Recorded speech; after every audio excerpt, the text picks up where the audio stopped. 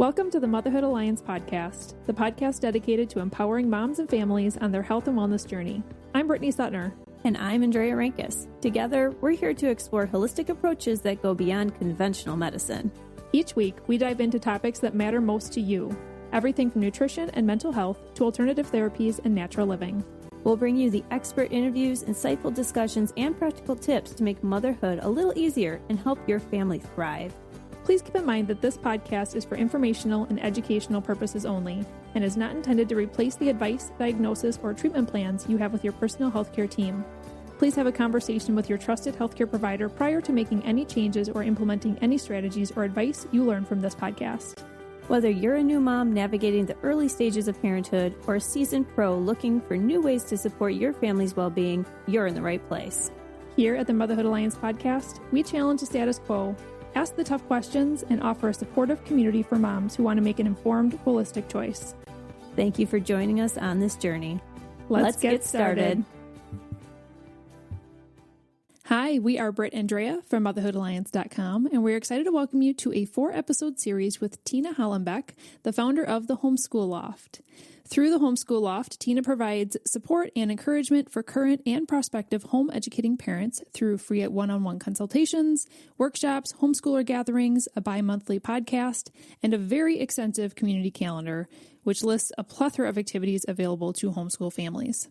Tina is a former public school teacher and a veteran homeschooling mom. She is also the curator of the Homeschool Resource Roadmap, which is the most comprehensive curriculum database in existence.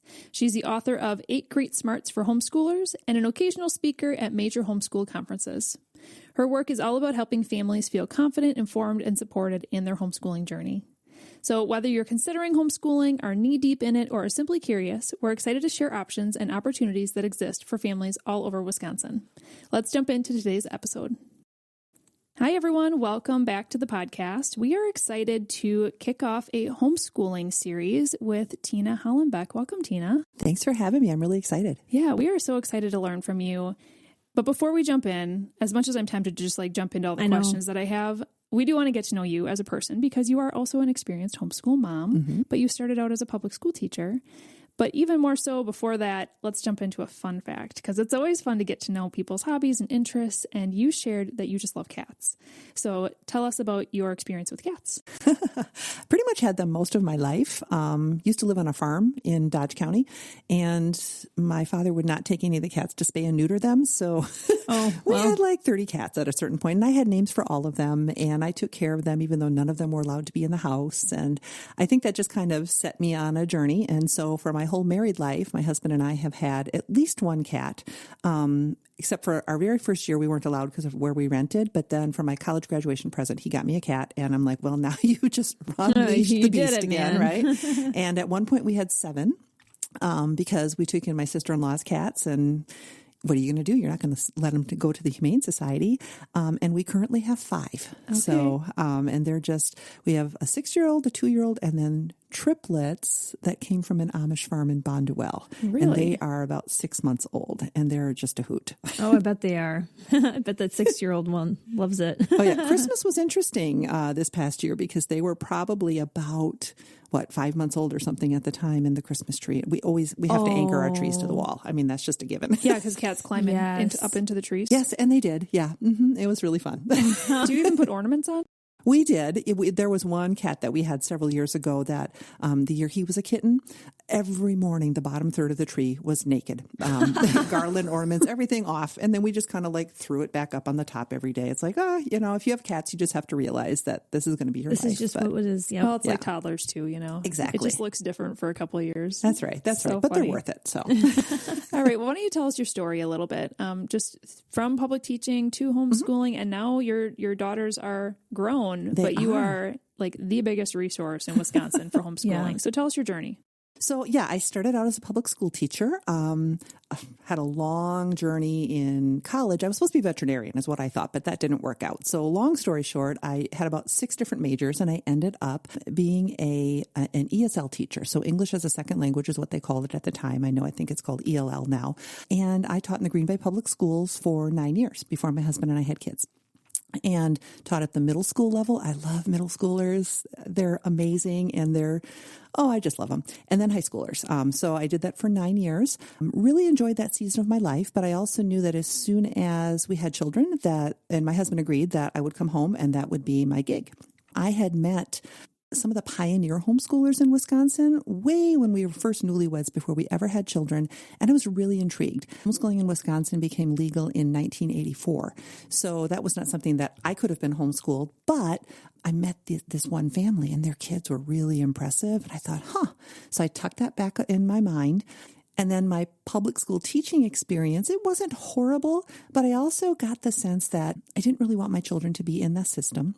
And I wanted to be the one to see the light bulb go on. That's kind of how it started for me. It's like, so I had my children, my daughter Rachel in 2001, and then 11 and a half months later, my daughter Abby came along. Irish twins. I know. I always wanted Just twins. barely. Yeah. And I'm sure God was like, you can't do twins, but maybe you can handle this. So, which was very cool because I was a little bit older when I had them. And so it was really nice to have them close together. Worked out super well for homeschooling. They were and are each other's best friends. So, I mean, they fight like cats and dogs sometimes too, but I was talking homeschooling right away from the beginning, and my husband was a little bit freaked out. Not because he thought it was bad. He didn't know anything about it. But his parents are public school teachers, and he is the firstborn. He's very much a Boy Scout. I want to please my parents kind of thing. And he said, well, what if they feel bad? In my mind, and I love my in-laws. They're amazing. I knew they'd be fine. But in my mind, I was like, well, these are our children, not their children. And so he wasn't sure. And I was just like, okay, praying about it. And then he was an interim youth pastor when my girls were toddlers. And he got to know all the kids in the church. And he came back one day after about 6 months of getting to know everybody. And he said, okay, now I know all the kids and I like most of them. But those homeschoolers, there's something really interesting about them. They're engaged in not only what I'm teaching, but just kind of learning in general. They're contrary to the stereotype, they were very interested in socializing with everybody and didn't have the cliques that some of the other kids dealt with. They could just converse with anybody, anytime. And he was really impressed. And he said, so if that's what homeschooling does, then I'm in. And I said, can I get that in writing? Yeah, no kidding. And then he said, I'll talk to my parents. And of course we did, and they were fine. They didn't know anything about it, but my in-laws are amazing people. They're actually inspiration for me because now that I have adult kids, to know how to let your adult kids make their own choices is a big one for me. And they have modeled that really, really well with all of their kids and grandkids. So they were great. And they learned along with us. And they lived in New Holstein. We lived in Green Bay. So we got to go down there and spend a lot of time with them. And we got that grandparent benefit, which was so cool. So, and then I just went on with homeschooling, and it became some people do year to year. I'm going to decide year to year if we do this. For us, it was like, we're just in, and this is our life. And I suppose if there'd ever been a curveball, we could have reevaluated, but that never really happened. And I moved from being, I just want to be the person to see the light bulb go on, and I love being with my kids. And that always remained, but I became a real strong homeschool advocate after a while too. Like, I'm a firm believer in parental rights. Whatever you decide for your kids is what you should do. But if anybody asks me, should you homeschool? I'm like, okay, well, now you've opened the floodgates, like with my cats. I'm going to tell you all the reasons you want to know. You can homeschool, right? Yes. And I always leave it to the parents. I never try to strong arm them, but I'm hoping that if somebody has an interest, I can kind of convince them that it would be something good to pursue. Sure. Okay, so I do want to circle back to a couple things that you talked about. Yeah. You said homeschooling became legal in the 80s. Was it illegal before that? No, it was always there.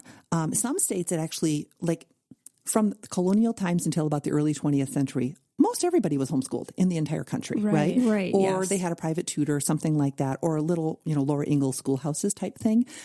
Beginning of the 20th century is when we started getting the big public schools that we know of today. And around that time, some states actually did criminalize homeschooling and said, you're going to be truant if you keep your kids home. Wisconsin never did that, but it kind of went out of vogue. As everybody was trying this new thing called, big public school, more and more people were doing that, and fewer were homeschooling. So people thought it was illegal, but it still happened. And the people who actually worked to get the law that we actually have to codify it now in Wisconsin, they were homeschooling the whole entire time. And part of the reason that they worked with the legislature was to make sure that people were not discriminated against, and that there actually is a law, and no one can say you can't do this. But they were already off grid, and then they came and talked to some legislatures, and they had to work hard to get that law passed. So Okay, well, let's talk about all the options for schooling. So, I mean, I think a lot of people are going to be tuning into this. Maybe they already homeschool and they want to hear from you on maybe some extra tips and tricks. But there's going to be a lot of people that are just like, this has crossed my mind. I've heard of it. I don't really know about it. I've heard of stereotypes. What are the options, especially for those who have little kids and are just coming up to making decisions? So can you kind of walk through the different options for schooling and then maybe some pros and cons, high level of each? Sure. Well, the main one obviously would be conventional public school. That's the one that we're most familiar with. It's, your children go to a brick and mortar building for a public/government school. There are brick and mortar private schools. And so that's another option that people are really, really familiar with. There are also online public schools. And a lot of times people confuse that with homeschooling. And there's a really big difference. The online public schools are associated with a public school district somewhere in the state. It doesn't have to be like Appleton doesn't need to have an Appleton online program. They could adopt something else, but it's just based in the Appleton district. But those programs, parents get either they get money, which is taxpayer money, to buy curriculum and things like that, or they will get like a quote unquote free computer, taxpayer funded computer that they will use in the home. And so the kids are home if you're using a virtual public school and it is taxpayer funded. However, there's less freedom than with homeschooling because it's using other people's money. And so there needs to be accountability for how that money is used. And so a lot of times people think, they say they're homeschooling if they're using one of those virtual online charters. They're not. There's a certain form that people fill out when they're homeschooling, and that does not happen when you're using a public online charter.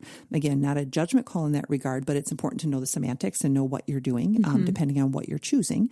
There are actually also a couple of online Wisconsin registered private schools in the state over the last couple of years, which is the same kind of thing. They tend to be voucher schools.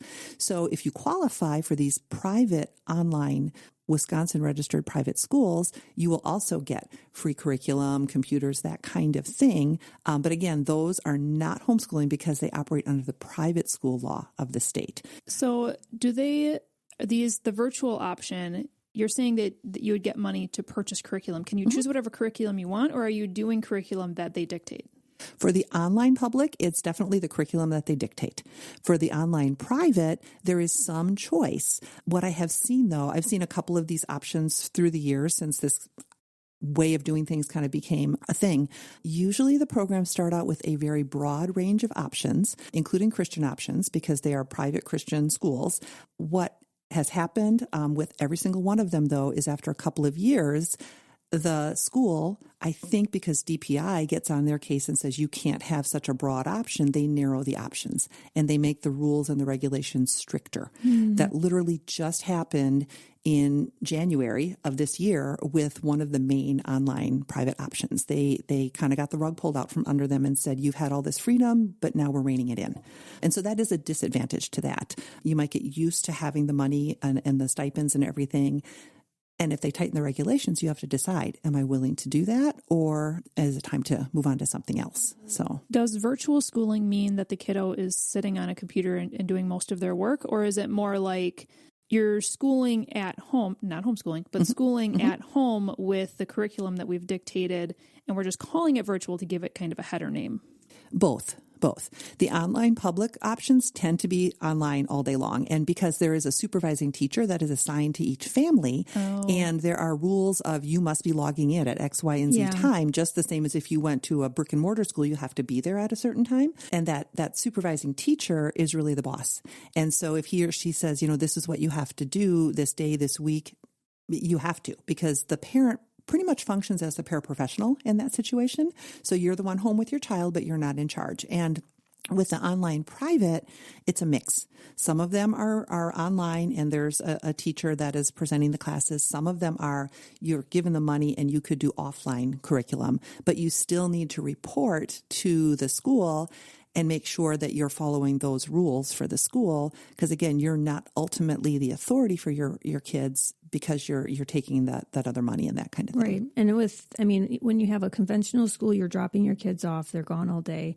When you have a more virtual school, yes, they're home, but they still have to be in front of the computer in a live class, usually, because I've looked into this too, in a live class throughout the day. So it's not like with homeschooling, you could be like, okay, we're going to, do our work in the morning and then we have the rest of the day to go and do an adventure, or whatever, right? Right. But with this, it's like, oh, you have a class at 9 a.m., 11 a.m., you take a break, and now it's at 2 and 3. And it's like, well, there goes your day, right? Yeah. I mean, no judgment. It's just that's what it is. Right. So, well, and so, the pro in that regard would be for either of those online options is you get money, right? And so yes. it's free in a sense to you as a parent, but the downside is you lose some freedom.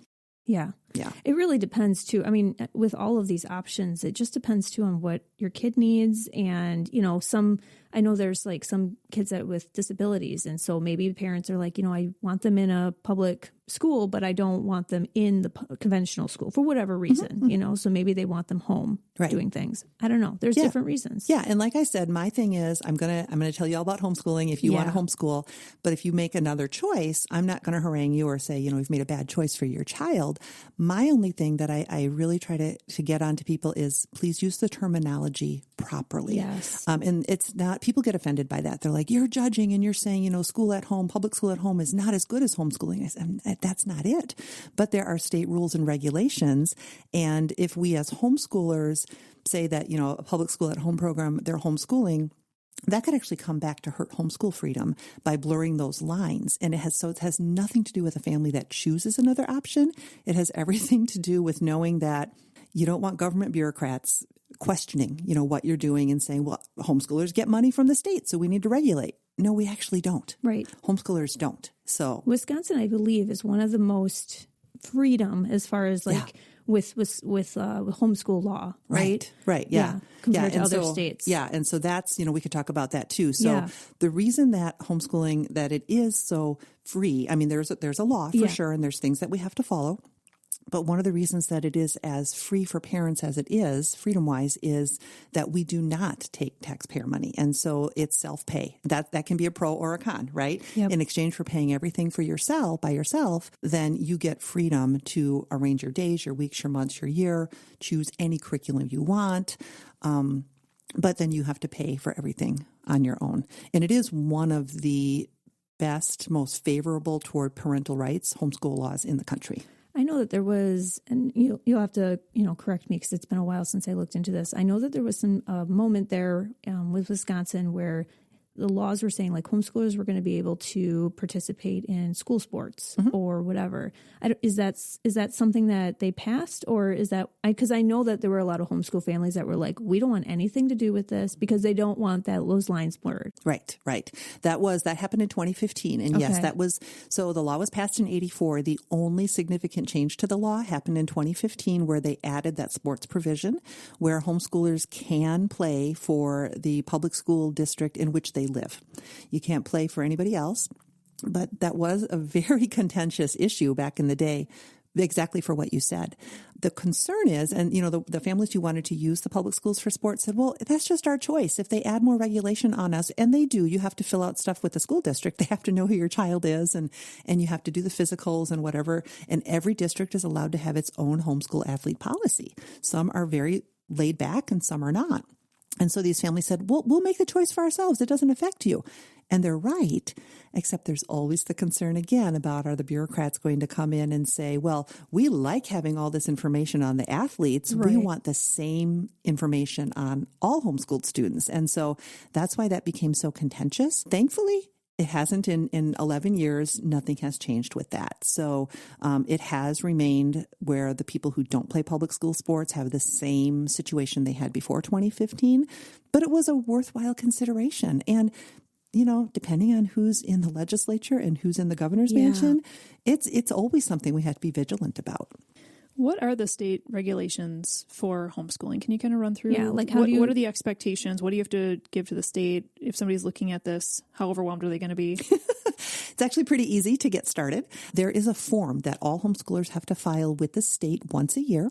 Generally speaking, it happens in the fall, but if you are pulling your child from another schooling situation in the middle of the year, you just simply file the form whenever you want to start homeschooling, and you can do that any time of year that you want. It's called the PI 1206 form. It's online at the DPI website. Takes about 10 minutes your first year and about 3 minutes thereafter because you keep the same password and username and just re-log in and change the information. What you provide there is parent name and address and then a tally of how many boys and girls you have in different ages or age ranges. You do not provide your children's names. You don't provide their birth dates, really no identifying information about your children other than that. I have a boy who's between the ages of grades 1 and 8 and a girl who's between the ages of 9 and 12. And then on the form, the parameters for the law are listed because it is a legal document. And when you submit it, you're saying, I'm going to abide by the homeschool law. So it is a legal document, but that's the only thing. And you file it with the DPI. DPI will send a notification to the school district in which you live. You are not under the authority of that school district. The form basically tells the school district that child's homeschooled. You need to leave them alone. They're not truant. Right. So it's basically for that, not because the school can come and say, what are you using for curriculum or anything? They can't. The homeschool law actually prevents by law anybody asking you anything about what you do.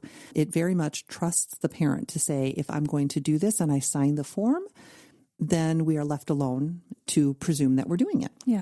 So what you agree to, there's 3 parameters. One is there are certain subjects that we have to teach every year. Now, the way the law is written, we can use any resources and materials that we want to.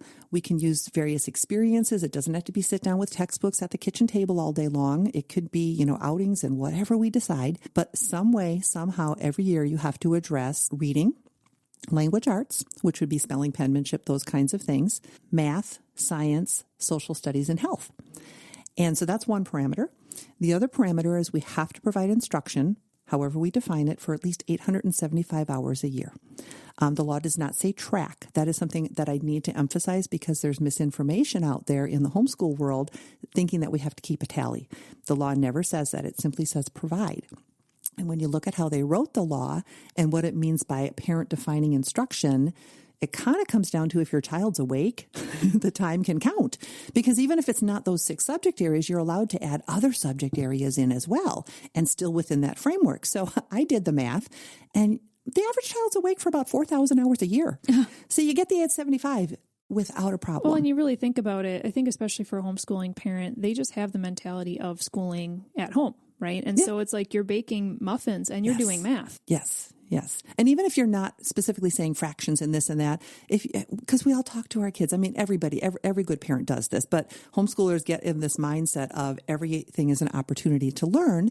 So they'll talk about the nutritional value of the muffins or whatever, in addition to the math. And again, that's not our only math curriculum or our only health curriculum, but it's part and parcel. So yeah, if your kids are awake, it's almost every moment is a learning opportunity.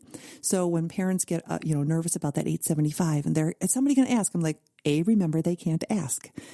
That you signed it, whatever. B, you're going to get 4,000 hours. So don't even worry. The 875 takes care of itself. And so there's that. And then the last one is super simple. It just says that you're going to be sequentially progressive, meaning you're going to let your child progress at his or her pace in whatever academics you choose. We're not keeping pace with public school, private school, anything. The state views a homeschool as a little tiny special case private school. And that means the parent is the administrator and they get to decide on the pacing that works for each child in every subject area. So if you have a child with, let's say, a special need like cognitive delay, you can go at whatever pace you want to, as long as you're seeing that your child's progressing for his or her long-term well-being. I have friends who homeschool kids with Down syndrome. For their abilities, that parent just moves forward so that by the time that child is 18, 19, 21 years old, they can meet the maximum of their potential. Yeah. So. Okay, here's a question, because I know that you get this question a lot too. And this kind of has to do with, those hours and everything else in the administrator part of it. So I know that some parents will be like, okay, so I work, and what if I bring my kid over to your house and you can homeschool them and we could have like a little group? Tell us about that. Yeah, that's not legal. Yes. Okay. Yep. It is fine if you want to exchange babysitting with other homeschool families. So if I'm working for part of the day and I ask my friend Sally, can Johnny come over to your house just to hang out? And if she thinks that's okay for her schedule, that's fine. But she cannot include Johnny in the homeschool academics. The one other provision, I guess, to know about in the homeschool law is that the education has to take place for the children of one family unit.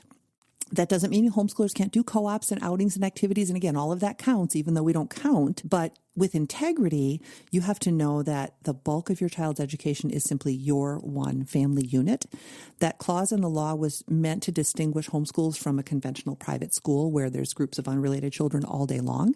And parents get really flipped out about that too. And I'm like, just think about it with integrity. Yes, you can do group things. It wasn't meant to isolate us. It wasn't actually meant to do anything but make a definition. But we don't in Wisconsin have a micro school option where you could get a group of 2 or 3 families and pool the resources and have those children all learn together. A lot of states have that.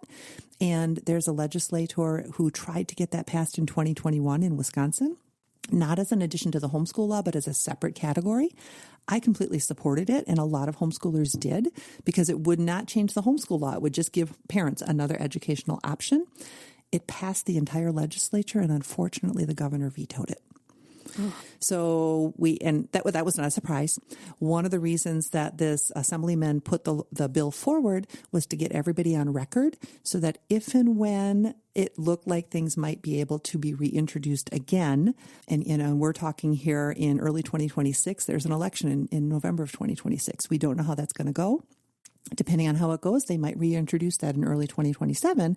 I think it'd be a phenomenal way to extend choice to Wisconsin parents. Yeah, and it doesn't affect the current law, and that's what matters. Exactly. Yeah. Mm-hmm. What is unschooling? Ooh, that's a good question. Yeah. It is basically a method of homeschooling. There's several different styles of homeschool curriculum that are out there, and they all kind of follow different approaches. Unschooling is one method. It's not a separate thing. So if you want to unschool your children, you need to follow the homeschool law. You just do it in unschooly ways. Unschooling, another way to say it, is child-directed, where a parent will not say, here's your math curriculum, you need to sit down and do a math lesson today and move forward. There's a range of unschoolers. Radical unschoolers will say, if my child wants to learn math, as soon as she shows an interest, then we'll bake muffins. But I'm not going to force anything on my child.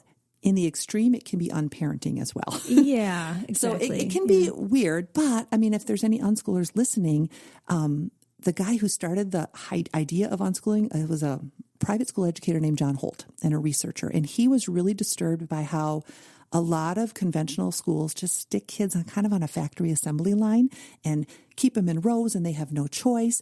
And so his idea was, let's include children in the deciding process. Let's give them some agency. Let's give them some say. He never meant for unschooled children to be unparented and to not know math because they never chose to learn math. I mean, my girls would have loved that. Right. But it's so people can take anything to an extreme. I do like the idea of communicating with your child and saying, hey, the state law says we need to do science, but let's give you some choice. Here's 5 options that I, as a mom, feel comfortable with. Which one do you want to use? Yeah, and there's a lot of people with that kind of approach unschooling in that way. I'm not going to just be a drill sergeant, but we're going to give choice. And so it's kind of a spectrum. Mm-hmm. Well, to finish out this episode, I do want to just touch on a few of the common fears or misconceptions you hear from parents. Mm-hmm. You already mentioned one earlier of the socialization aspect. Can you just walk through a few of the common holdbacks that people have when it comes to homeschooling? Yep. The socialization one is huge. How are my kids going to socialize? And that is, I think, the biggest misconception. 40 years ago, that might have been difficult because there weren't so many things around. The homeschool law was new, and so people were afraid that they would be bothered if they went out during the quote-unquote school day. But we're 40 years down the road. There are options galore. There are, I don't know, I didn't count them, probably 30 homeschool groups within Northeast Wisconsin alone and others throughout the rest of the state. There are library programs and science programs and art programs and music programs. In Appleton, there is a homeschool music place that has 600 homeschooled kids from ages 5 to 18 all doing music every week. So whatever you want to do with your children to get them out and about and socializing, the sky's the limit, really. And that, I would say that's probably anywhere across the nation. If you live rurally, you've made a choice to live a little bit further out of town. You're going to have to drive probably, but it's still not hard. Some people worry about cost, right? And that's one of the reasons that people choose one of the public or private online virtual things But homeschooling doesn't have to cost an arm and a leg. It is self-pay, but one of the things I know that we'll talk about in another episode is curriculum, and I curate a curriculum database that shows literally everything that's out there for parents, and there are things that are free or very low cost. I always tell parents, if you can budget $300 to $500 a year for each child, and maybe lesser as you go because you can save things from one child to the other child, right? And so what does that come down to? Maybe $20-$30 a month. Most people can do that, so if you think you're going to homeschool a year from now, start setting that money aside and you can get really good curriculum and a lot of extracurricular activities and you can be solid. There are very pricey homeschool curricula too. So if you're like, I want the $5,000 one, you can find them. Mm-hmm. But cost doesn't have to be a barrier if you get creative. I have friends who are single moms and they homeschool. And they find a way, and they don't really have a lot of income, but they find a way. So that's a big one too, I think, is the financial. Those would probably be the two main ones. Okay. And I'm sure we'll cover more as we continue our episodes, because this is really just hitting pause on the conversation. I love that by doing this series, we get like 2 hours of picking your brain, because I'm just going to let you guys listening know that she is not looking at notes. Like, she is spitting out these dates and these laws because she knows this stuff. And so we do have 3 more episodes coming up. The next one is going to be probably one that everybody will be interested in. We're going to be talking about how to effectively choose curriculum. What are the options? Because there's thousands of options. Absolutely. I'm sure. And so very overwhelming. Yeah. When you decide to do this, it's like analysis paralysis of just, I don't know which one to pick. And they do cost money and I don't want to waste my money. And I want to make sure my kid is going to like it. And then also each kid is different, has a different learning style. I know my 2 kids are very, very different. And so how do you actually choose a curriculum based on that as well? So that's going to be our next episode.